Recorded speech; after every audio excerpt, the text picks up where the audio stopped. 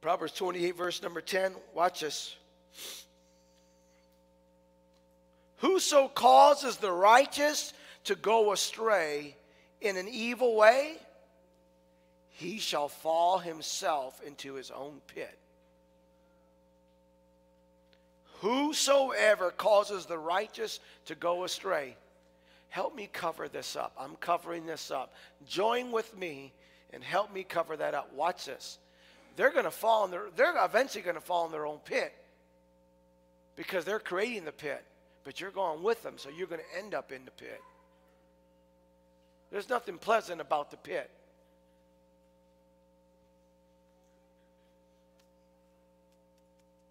But the upright, watch this, but the upright shall have good things in possession. And in Hebrew it means, but the righteous are going to receive an inheritance because they will refuse to allow themselves to be steered away. And the righteous always steer people in the right direction. It's interesting, people that live their lives wrong always go to people that they know that they're wrong to confirm them that they're wrong in the situation, but they won't go to someone that's right. Because someone right is not going to agree with them. I'm sorry. Oh, no, brother, that's wrong, bro. You shouldn't be doing that. You can't take that. You need to put that back there. But I really wanted it. And I just feel that if I want it and I use it for good, then no. You need to put that back. That's called thief. That's called stealing. Well, what I told him was this, so no one knows about. No, that's bearing false witness. That's called lying. No, but what I did this, and I made them all believe these. No. That's called deception. Yeah, but I was praying about it, and what I feel is, no. And that's called you getting ready to shatter. And that's all the system of the world. Because the system of the world is to redirect. Don't judge me. Hey, you're judging me. Hey, stop. Hey, what? I feel like you're judging me. Someone ever tells me, I'm going to say, you better believe it, I'm judging you. I'm judging you because I love you. Read the Bible. Matthew 7, read the Bible. It says, don't judge a situation simply by what you see, but judge it righteously. That's what the Bible says. The Bible enforces over and over and over to judge. Over and over. The Bible is over and over saying judge. Because judge is making an informed decision of the outcome of what's going to happen.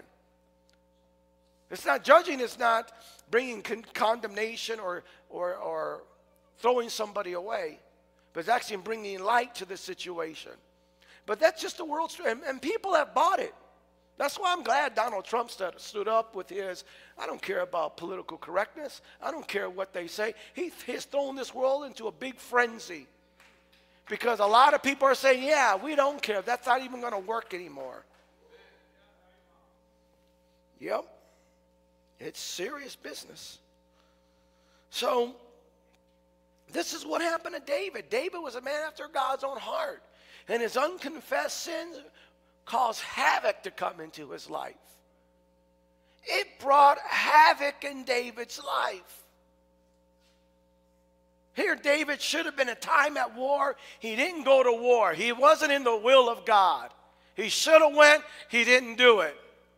So that tells us his devotional life was not right. So he was kind of like, man, I got some time on my hands. Let me go out of my terrace and see what's going on. And then he goes out into his terrace. He looks out and he sees a woman bathing. He should have turned his head. But he didn't turn his head. He was like that guy or that girl on the computer watching that filth that they should not be watching. He was looking at her, he was like, oh my gosh, look at her.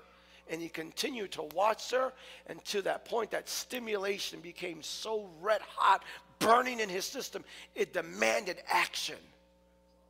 He was in a bad place, but he still could have stopped it all. All he needed to do was go to Nathan, the man of God. He could have went and said, man, I'm in a bad place. I need you to help me. I need you to pray for me. He didn't go to Nathan. He was generating this condition in his heart, separating himself from God. Before you know it, he was lying.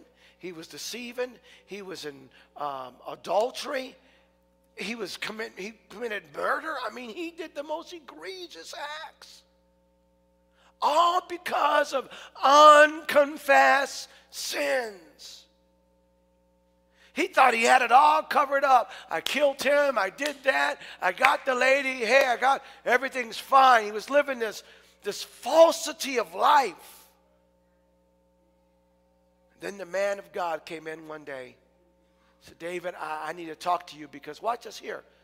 It wasn't that David loved God. It's that David got caught up in sin. Sin has no respecter of person. David, I got to talk with you. We've got an injustice. What? Oh, there's a man, and and he's got hundreds of lambs. And this man that has hundreds of lambs went after this into this other man's herd. He only had one little ewe lamb. Bah, bah. That's all he had was one poor little ewe lamb. And the man that had 100 lambs went and he stole the man's ewe lamb. And now the man has nothing. David stood up with indignation. The man that did this is going to die. He says, you're the man, David. You committed this act. Immediately he felt guilty. He could have killed Nathan. He could have continued the cover-up. But watch this. Now he knew that he has hurt the heart of God. That God has went to such levels to bring before me my pastor. And he's telling me, he's informing me. And David loved God, though he loved God, because he fell on his knees and said, God, slay me. I'm not worth it. I've sinned before you. God, I'm so sorry. Against you and you alone have I sinned. God was like, oh my goodness, look at this guy. He was willing to lose everything. And then he goes on and says, but God, don't hurt those that I rule over in the kingdom. Take this out on me. Let it all. What was he doing? Taking responsibility. Whosoever covers his sin shall not what? But whosoever confesses and forsakes. Confess and forsake. They shall have mercy. Mercy is powerful. Because mercy said, what you've done, God says, I'm not going to allow it to come into your life. But you just don't get mercy until you confess. Now watch this. David downgraded his life. People think, well, David still was king. David still prospered. No, he downgraded his life. He never left the palace after that again. David never showed his face in public ever again. He always lived in privacy, not in public. Why? Because he said, my sins are forever before my face. You know, when you do something so horrible and heinous, God will forgive you, but you will never forget, because that is a thorn to remind you of an egregious act. And it's God's grace that keeps that there. Why?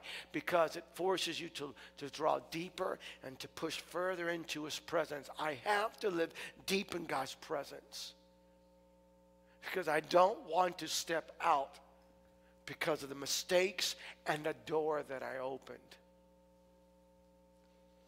Everyone say devotion unto God. Oh, Jesus.